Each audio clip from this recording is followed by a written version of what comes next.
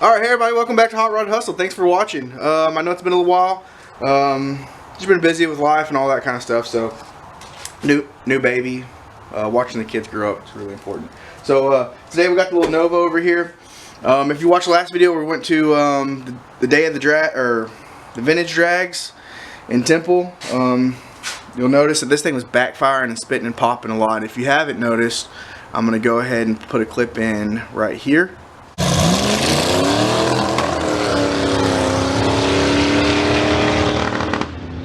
So, as you can see, you know, it was started out at like 5,500 or 5,000. You revved to 5,000. I mentioned something about it in another video.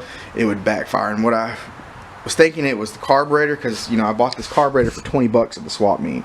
So, however, it's not the carburetor, because I'm really happy with this carburetor. It performs really well. I thought it might have been leaning out. It's not. I've jetted it up, changed the timing, messed with the timing, jetted it down, messed with the timing.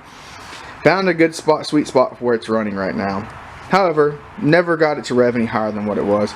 So what I'm thinking is happening, what I know is happening at this point, because it's getting considerably worse, is it's floating the valves. So we're going to change the valve springs out. I'm going to do this without pulling the heads or intake or anything. I'm just going to pop the valve cover off, pull spark plugs, pull the rockers off, and I'll show you how I go about changing the valves. Now there's a couple ways to do this. A lot of people say to hook air up to a cylinder, pull a spark plug, put air in the cylinder. I don't like that, because a lot of times these retainers on these springs, they get stuck, and once you know, you can't get the keepers out of the retainers. I don't know why. I don't know if it's just a big block thing or what, but it's pretty common. So I use a piece of rope. So what I'll do, and you'll see all this in the time lapse, I'm gonna do it really quick. I'm trying to make the video short. I want to give y'all quality content over a bunch of content, and so that's why I haven't really been posting a lot here lately. But let me back up and say this thing started about 5,200 RPMs. It started missing real bad and shooting flames out of the exhaust, and then by the end of the race it was down to like 4,800. So these springs are getting pretty weak. However, I know these are aftermarket springs, because I think they're like 650 thousandths lift is what they'll handle. So I don't know if they're just bad. There's not a lot of pressure to them though. However, that was good for breaking in this cam and lifters. But now I'm going to go ahead and switch them out. So if you remember in the build, this got a Comp 292H. Comp offers a set of springs for it. It hasn't changed over the years. The spring is a 924-16. Now this is what I was able to do. I was able to save some different cores, you know, starters, well, I don't know if it was a starter, a couple batteries, and then saved up about 80 points. I was able to go get these springs. They were like 150 bucks. I paid $30 for this set of springs at AutoZone, and I was also able to get this new valve spring compressor. Now I've never used this. Today this is what we're going to be using, because I'm wanting to try it out. But so this is what I have used in the past, and this is what I'll be using today, is this rope. And basically what it will do is we'll pull a spark plug out, get the cylinder all the way down, and then we'll run this rope in there, and then we'll rotate the cylinder all the way back up to where it has a ball and knot, and it's pushing up against the valves, right? This water rope will be pushing up against the valves. Now I do want to say something. When you feed this rope in there, leave you a pretty good tail hanging out the back side of it, so you have something to pull it out. Don't feed it all down the cylinder, or you will be pulling the heads off to get your rope out. Also, I've had to do this quite often. Use a clean rope. Go get you a new, this is just paracord, you know. Go get you a new thing of rope, or save you a nice bundle of it to do this with. Don't be putting no sandy, dirty, greasy rope down in your cylinders and screw your cylinders up and then be like, hey, you said it was okay. Now what I usually use is this piece of junk right here. Now these are available at all AutoZones and everything. This is like their loaner tool. AutoZone, O'Reilly's, any auto parts store will have this, and they're good for what they are. You can see I had to put a hose clamp on here, because what was happening is that once you get it compressed down so far, these will pop open, springs and parts will go flying everywhere. I'm not a fan, but it does do the job. So you can rent this. If this is just something you're going to do one time, you can rent this for like 15 bucks and go take it back and get your money back. Now I got one other option for y'all here, and they actually make something very similar to this.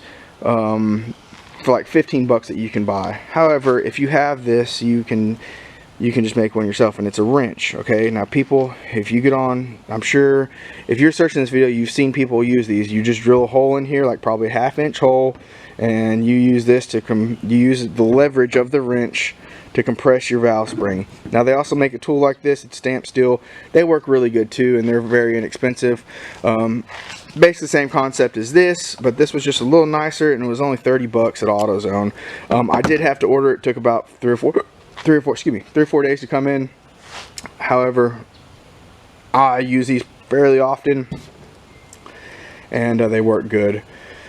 So let's get you on time lapse, and we'll try to make this video quick, and you kind of get an idea of how I go about doing this.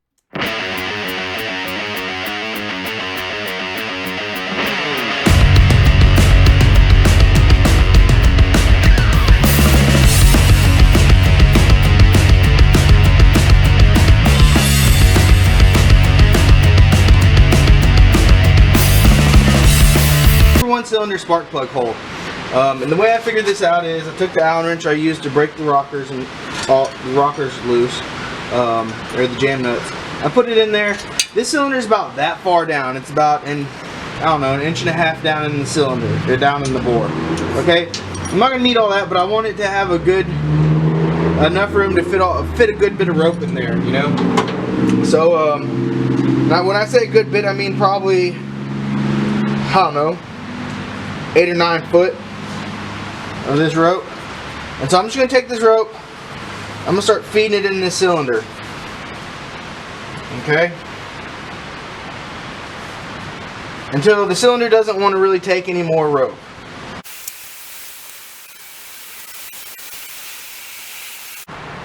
Alright, now that I got quite a bit of rope in there, the next thing I'm going to do is I'm going to rotate this engine over.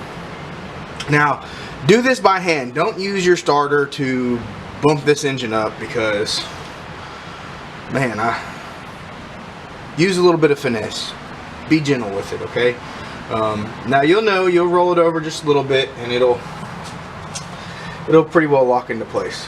So I don't know if I mentioned this earlier, but this bolt on the crank is stripped out, so I have this pretty neat little tool. It's a flywheel tool. You put it on the flywheel and use it to turn the flywheel. It would be really inconvenient for most of y'all, but my flywheel is just right there and I can see it. So I'm going to use it instead of the crank harmonic balancer bolt, because mine's stripped out. Alright, so we got our rope fed in there, and it's got these two locked into place. Now this one still moves a little bit, but I'm not too concerned about it. I think it'll be fine, because honestly, these valves and pistons don't have a whole lot of clearance in them. However, what I'm going to do is I'm going to go ahead and pull this push rod. I'm going to set it right here, and I'm going to screw this on here. Now this is my first time to use this thing. This one, I've used another one like it. It's worked pretty good, but it makes contact. The back side of it here makes contact with the push rod, so you have to pull it out. So another thing I want to say is, before y'all get started in this project, or whenever you go to the auto parts to get whatever, and you may have one, go ahead and get you one of these. This is like a magnet on a stick, you know. That way, once you get this loose, you can grab them keepers in case you drop a keeper. You can get it real quick. You don't have to worry about leaving the keeper and running and going and getting one. Get one of these, okay? So, this is pretty self-explanatory. This is down on there. You put the rod on, squeeze it down. See how it dropped a little bit?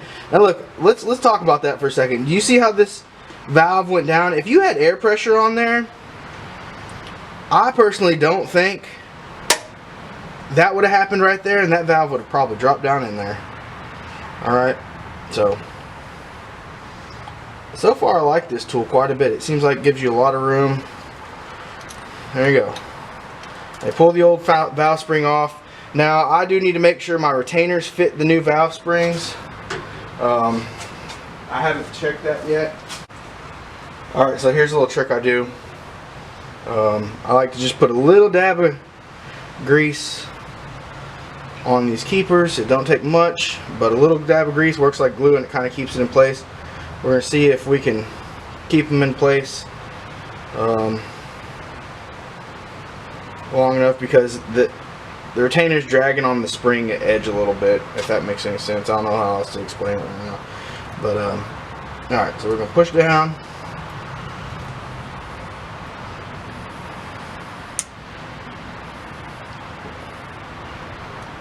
Alright, that one's locked into place. Let's see if we can get the back side on.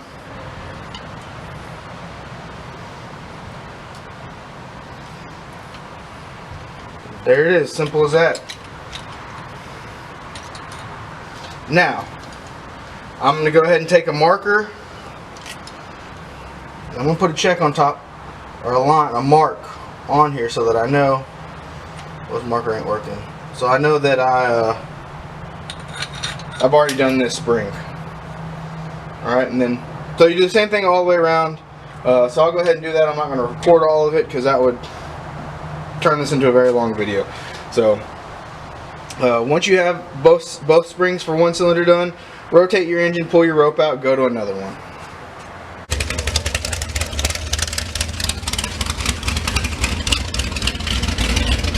Alright everybody, so we got everything put back together. It's the next day.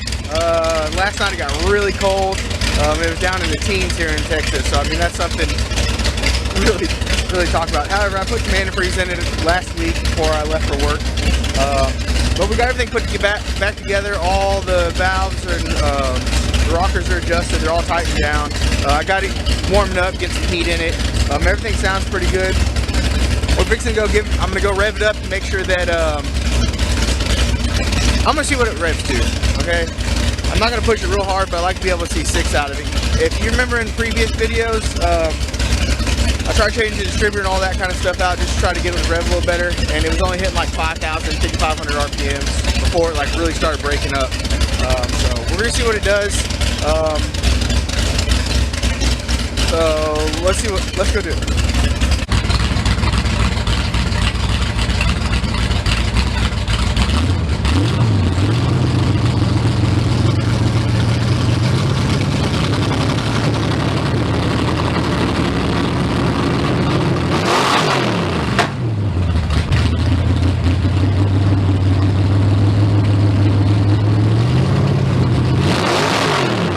You can tell I got everything back together. It looked like it lived. Look, I want to thank you all for watching. Remember, like, subscribe, comment. I have some more content coming up. I don't know if you can see in the background over there, but my wife got me a Christmas present. Right now it's the 23rd, a couple days before Christmas. We're looking forward to it. So be watching for a video on that. Hopefully it'll be out sometime next week. But anyways, thanks for watching. God bless. Y'all have a Merry Christmas. Bye.